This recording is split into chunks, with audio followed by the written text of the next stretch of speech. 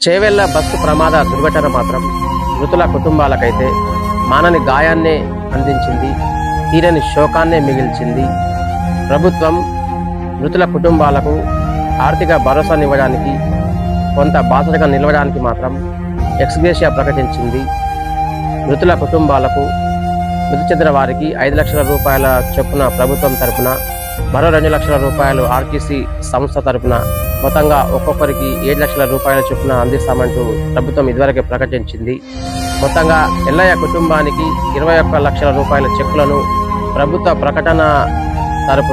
ప్రభుత్వం తరపున తాండూరు ఎమ్మెల్యే మనోహర్ రెడ్డి ఎట్టకెళ్ళకైతే ఆ చెక్కులను బాధిత కుటుంబాలకైతే ఇవాళ అందించడం జరిగింది. ఆ చెక్కులను చూసినటువంటి బాధిత ఎల్లయ్య తన బంగారు తల్లులను గుర్తు చేసుకుంటూ, స్మరించుకుంటూ, పాత తీపి జ్ఞాపకాలను నెమరు వేసుకుంటూ గోరున విలపించినటువంటి తీరు, పలువురిని కంటతడి పెట్టించినటువంటి పరిస్థితి మనం చూస్తున్నాం.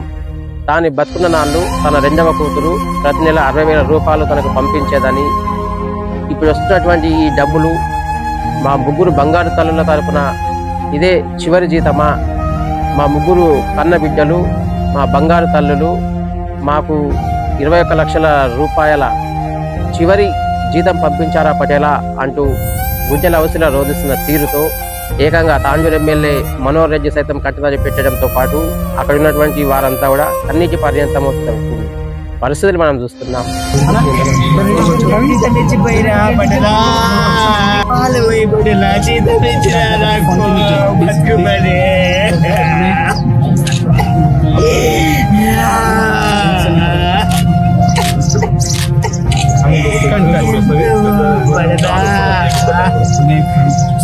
బతికితే ఎంత మంచిగా ఉంటుంది.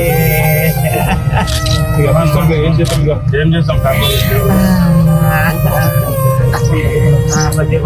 సార్, ఇంతమంది నా పిల్లలు డ్రెస్ వేసుకుంటా సార్, చేసి కొట్టు పెట్టిస్తారు విద్యలు సార్. ముగ్గురు ఒక్కరైనా ఉంటే సార్ అంటే కూడా తీసుకుపోతే ఇప్పుడు ఒకటేసారి ఎత్తుకపోతారా సార్?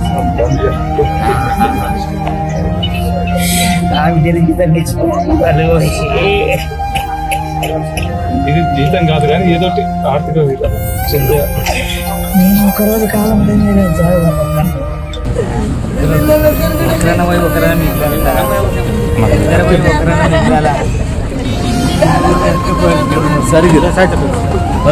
ఊహించని రీతిలో సంభవించిన ఆ రోడ్డు ప్రమాదం ఆ కుటుంబాన్ని చిన్నాభిన్నం చేసింది. కంటికి రెప్పలా కాపాడుకొని పెంచి పోషిస్తున్న తమ కన్న బిడ్డలను, ఆ బంగారు తల్లులను కాటికి పంపింది. వారి ఆశలను అడియాశలు చేసింది.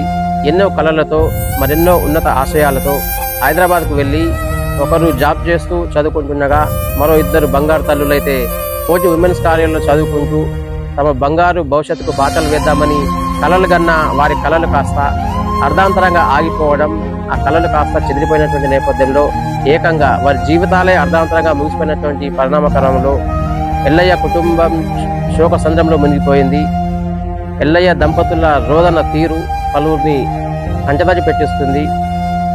ఈ ఘటన సంభవించి 3 రోజులు కావస్తున్నప్పటికీ శోక సంద్రంలో మునిగిపోయిన ఎల్లయ్య కుటుంబం తీరును చూస్తూ శోక సంద్రంలో మునిగి కన్నీటి పర్యంతమవుతూ గుండె లవసల రోధిస్తూ వెక్కి ఏడుస్తూ మరి గుండె చేరువైన వేళ రోదనలు మాత్రం ఆగడం లేదు.